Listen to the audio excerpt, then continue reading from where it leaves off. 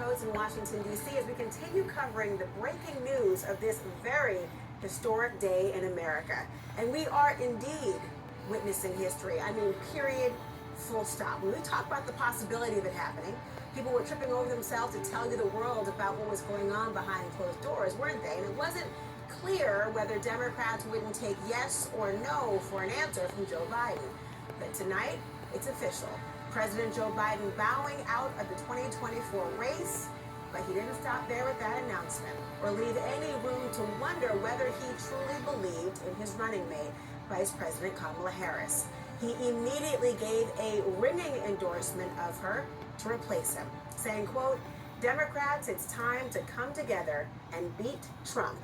Let's do this." And do this, the donors did. The floodgates opening tonight with all the fundraisers. Democrats raising, get this, more than $46 million and counting in small dollar donations in just the hours since the announcement. Let me get right to CNN correspondent Priscilla Alvarez. She's been in Rehoboth with the President of the United States. Priscilla, what more are you learning about the President's decision and how all of this unfolded today? Laura, it has been a remarkable day that has now shaken the 2024 presidential election. The president, up until this weekend, was defiant that he was staying in the presidential race, including his top brass taking to the airwaves today to say he wasn't going anywhere. But as the president was self-isolating in his Delaware residence after his positive COVID diagnosis, he was also reflecting. We're now learning that on Saturday evening, he summoned his top advisors to his Rehoboth Beach home, where they huddled and they assessed the polling and what Democratic lawmakers had been saying over the last several weeks as they were calling for him to step aside. And it was during those moments that the president began to come to the decision that he was going to drop out of the presidential race. Then came today, and the president deciding to tell a wider team, the senior White House and campaign team, that he had indeed come to that decision that he was going to drop out of the race.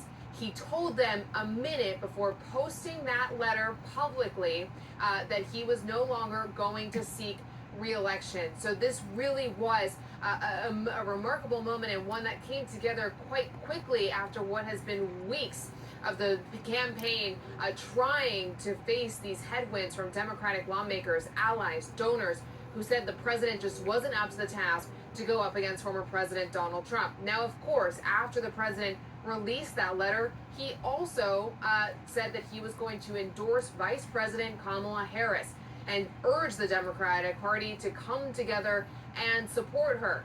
Now, sources also tell me that the vice president did not learn about the president's decision until today. And over the course of the day, they spoke multiple times.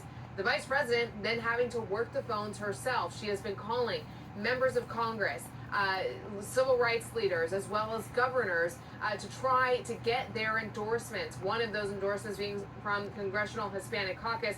I'm told she called the chair saying that she wanted to earn the nomination and have their support, and that is indeed what she got today. Now, the first time we're going to see the vice president since this announcement will be tomorrow when she celebrates the NCAA championships at the White House. The president is still self-isolating. The White House doctor says he's doing better, but he is still behind closed doors here in Delaware. So we've heard, obviously, and read this really political Dear John letter. Priscilla, when will we actually hear from President Biden? You hearing anything about that?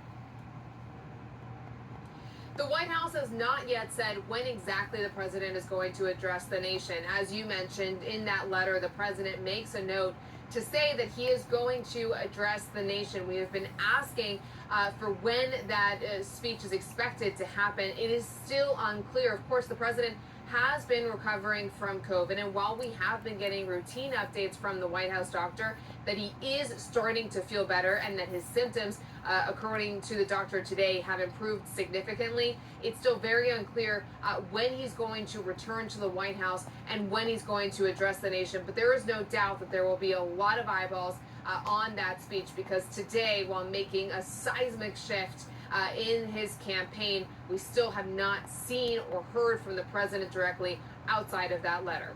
Laura. Priscilla, thank you so much. I want to continue the conversation.